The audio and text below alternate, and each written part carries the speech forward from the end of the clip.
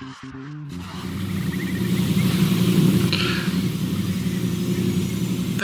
welcome into Real Deal Sports Talk with me, KP. I am your host. This is our draft recap show. We're going to do 2 shows on the draft just because there was so much going on with it. We want to try and get to as much information as we can with you guys as we give our opinions and our takes on this year's 2017 NFL Draft. Welcome in. It is Monday, May 1st. I hope everybody had a great day. It's just that time. It's excitement. I have to say, after watching the draft, I watched just about every pick. As you know, I do a podcast for the Colorado Crush, so I wasn't able to watch the entirety of the 7th round. I actually had to take off to do a viewing party for them as they took on the Iowa Barnstormers, Kurt Warner's old team. But so I watched through the 7th round to I believe the 7th pick when the Chargers selected. And then I had to catch myself up on the rest of the picks after that, including Mr. Irrelevant for the Denver Broncos, which we'll talk about here in a little bit. So thanks for tuning in. This is Real Deal Sports Talk again with KP. That's me. I'm the guy behind the mic, the guy behind the plan, trying to make this grow and just enjoying every minute of it. So thanks for tuning in. You can follow us. Remember, we always have our Facebook page, Real Deal Sports Talk with KP. We have our Twitter feed, Real Deal KVP. We have a Google Plus community. It's slowly growing, but it is growing. So you can check us out there. Again, everything's centered around the name of the show, the webpage, realdealsportstalkwithkp.com. Trying to make it simple to find out where we are as we grow. So, you know, maybe we'll get more creative with that stuff as the show grows and gets bigger. But, yeah, thanks for tuning in, and let's get to it. We're going to break down the AFC first on this show. We'll do an NFC show probably tomorrow or later in the week. But I have to say, my overall feeling for the draft this year was they decided to go – this really wasn't a sexy draft, you know what I mean? This wasn't a draft that really had a lot of splashes. There were a lot of trades, but nothing where, I mean, a couple things that we'll talk about, and more so in the NFC side than really on the AFC side, were surprises. But really it was like, okay, they got some good depth out of this draft. Okay, I see that guy's going to be a solid player. Okay, this guy, you know, they might have got some value there because this guy slipped or whatnot. So, you know, we'll hit those as we go through the teams too. We'll go north, south, east, west as we break down each division. So let's just jump into it, get to it. We'll start out with the AFC North. We're going to go Steelers, Bengals, Ravens, and finish up with the Browns in that division. And looking at the Steelers' picks, they had 8 picks in the draft. And like I said, solid draft. I mean, you can't really complain about anybody they picked. They didn't really reach for anybody, in my opinion. They got guys that fit the Steeler brand, but mostly depth. TJ Watt, of course, with the lineage there, with his brother, what he's been able to do, Defensive Player of the Year awards, 20 sack seasons, things of that nature. You see similar athletic traits in the younger brother, TJ. He fits the Steelers mold. He's going to be able to play inside linebacker. He's going to be able to play some outside linebacker in that 3-4 system. I like that pick for them quite a bit. He's an effort guy. He's a max effort guy. He's going to go out there and give you everything you have, not only because of that Watt name and what we see from his brother, and we kind of are expecting similar things, which isn't fair to him. Let him go out there and build his name and be his own man. But more so because of he's coming from that Wisconsin program. And those guys have a no-quit, tough-minded, just all-out effort type of a program up there. So I like that pick for the Steelers a lot. The Juju Smith pick, that one confused me a little bit. A lot of receivers on the roster right there with Martavius Bryant being reinstated. So that's going to be a fun competition to watch. Cameron Sutton, the cornerback out of Tennessee, that depth pick, special teams guy. I like them picking up James Conner. I think he probably steps right in to back up Le'Veon Bell. game one. Joshua Dobbs, we'll see if the rocket scientist can truly become an NFL quarterback. I didn't like him, honestly, that much at Tennessee. I thought he made some plays, some out of desperation, some that got lucky. He's a smart kid. He's a rocket scientist, legitimately, with his intelligence and the classes he was taking.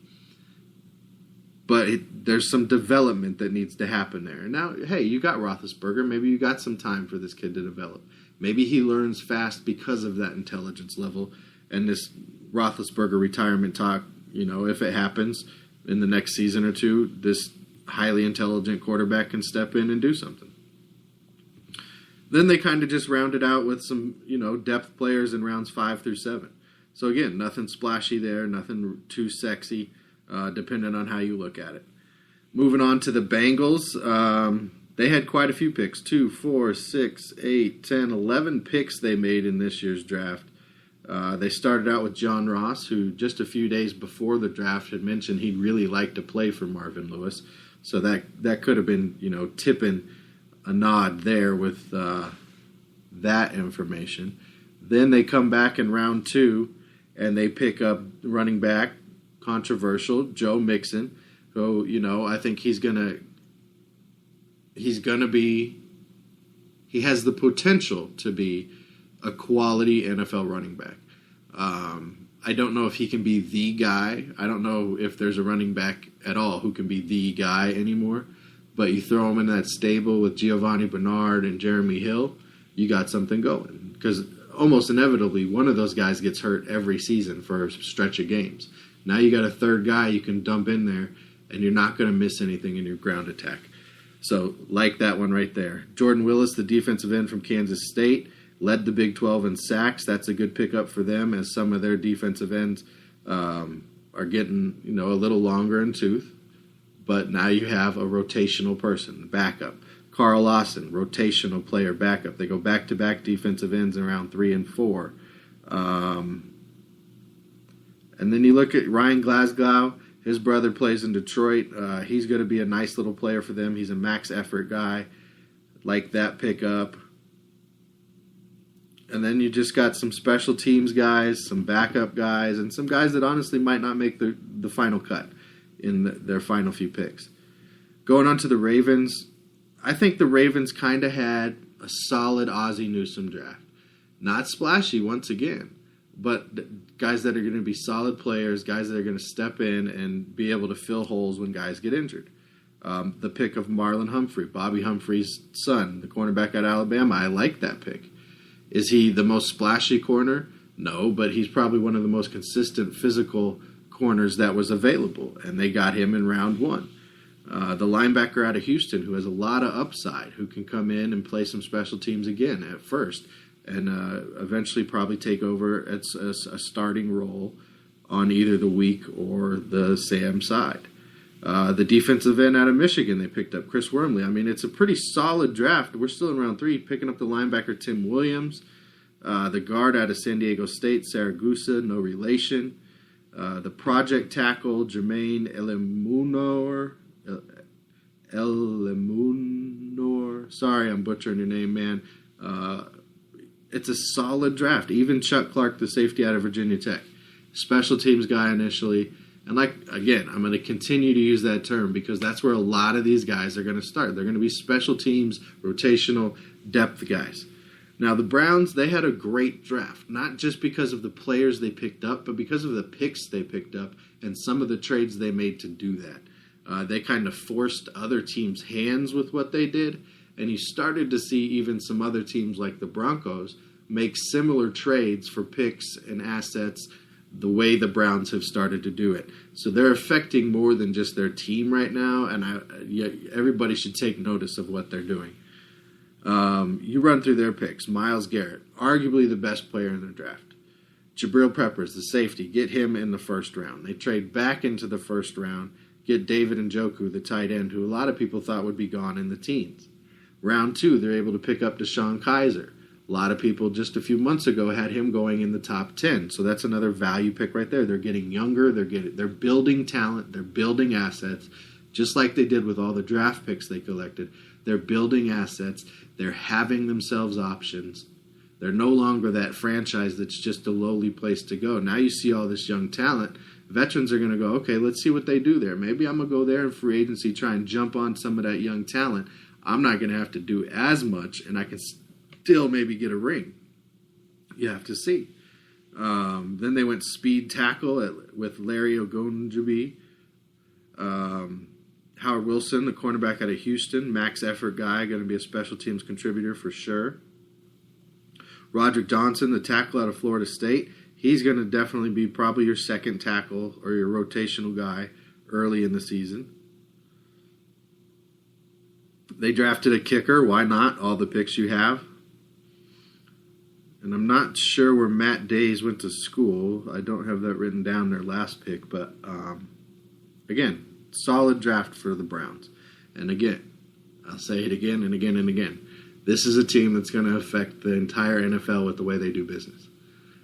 The assets they're collecting, the way they're exchanging picks, exchanging players, exchanging money, it was impressive to watch for sure. Best draft in the AFC North, I would say if I had to rank them from 1 to 4, I'd put the Browns 1, the Ravens 2, Bengals 3, and the Steelers 4.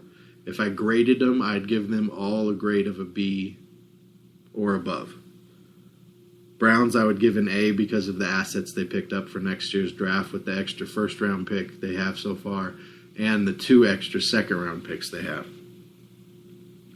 Moving on to the AFC South, we're going to go Colts, Titans, Jags, and round out with the Texans. The Colts, to me, this is a pitiful team. They have Andrew Luck. They have some pieces at receiver. The offensive line is in shambles. The defense is just pathetic.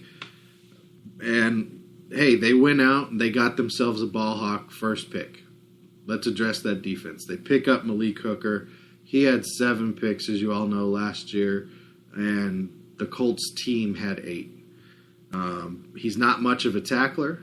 If it's one-on-one, most likely that guy's going to score. But you let him sit out there, play center field, learn the NFL defense a little bit better. Okay, maybe you see Malik Hooker turn into more than just that ball hawk. They go and get the corner, Quincy Wilson. That's going to help when, inevitably Adams goes down again this year. He's going to miss a couple games. I don't know that he's played a 16-game schedule in his career. So picking up a quality guy who could step in and really be firm in his game by week 5 or 6, be able to contribute before that, but really be firm as a corner in the NFL by 5 or 6.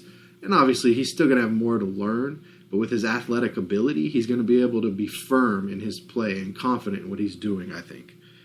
And then after that, nothing that really makes a splash. Marlon Mack, the running back out of South Florida, was a good pickup for them in the late round 4 there. And then it's just depth and rotational guys. Solid draft. I'd give them maybe a C+. Titans, I like the Titans beginning of the draft. They definitely said we are going to get some speed in this division. They got Corey Davis, the big receiver out of Western Michigan. They follow that with Adoree Jackson, the corner out of USC, who I personally believe he's living on speed. He's living on athletic ability. I think NFL quarterbacks are going to take advantage of him at first. He's going to have to do most of his contribution, I think, on special teams as a return guy.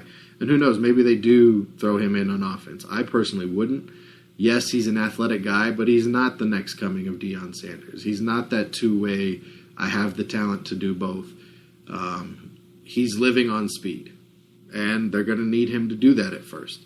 He's a project. He's got the tools, but he's a project. Taywan Taylor, again, nice possession receiver right there with some quicks. And then it's just